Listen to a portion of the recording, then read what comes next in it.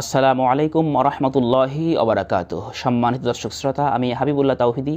আশা করছি আল্লাহর অশেষ রহমতে আপনারা সকলেই ভালো আছেন। আলহামদুলিল্লাহ।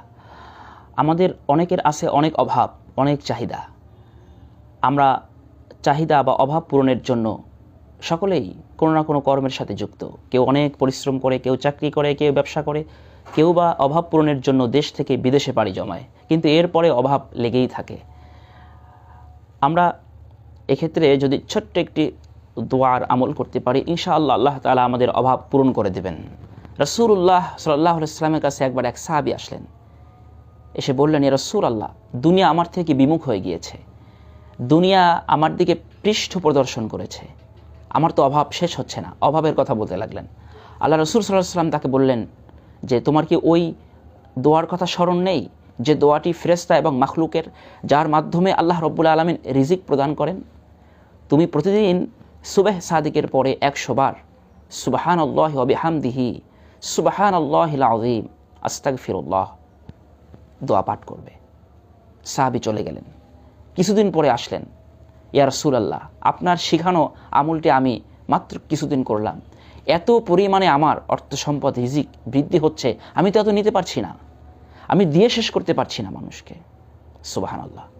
সম্মানিত দর্শক শ্রোতা, এজন্য আমরা এই ছোট্ট দোয়া সুবহানাল্লাহি ওয়া বিহামদিহি সুবহানাল্লাহিল আযীম আস্তাগফিরুল্লাহ, এটা হয়তো আমরা অনেকেই পারি, বা আমরা যারা জানি না, এই ছোট্ট একটি দোয়া আমরা শিখে নিয়ে প্রতিদিন সুবহ সাদিকের পরে ফজরের নামাজের পূর্বেই পড়া যেতে পারে। আর যদি ফজরের নামাজের পূর্বে পড়া সম্ভব না হয়, তাহলে ফজরের নামাজের পরে সূর্য ওঠার আগেই এই দোয়া 100 বার পড়ে নিতে হবে। অনেকেই এটা সকাল সন্ধ্যায় পড়তে পারেন, বা বিশেষ করে সকালে পড়বেন। ইনশাআল্লাহ আল্লাহ রাব্বুল আলামিন আমাদের অভাব অনটন সব মোচন করে দিবেন।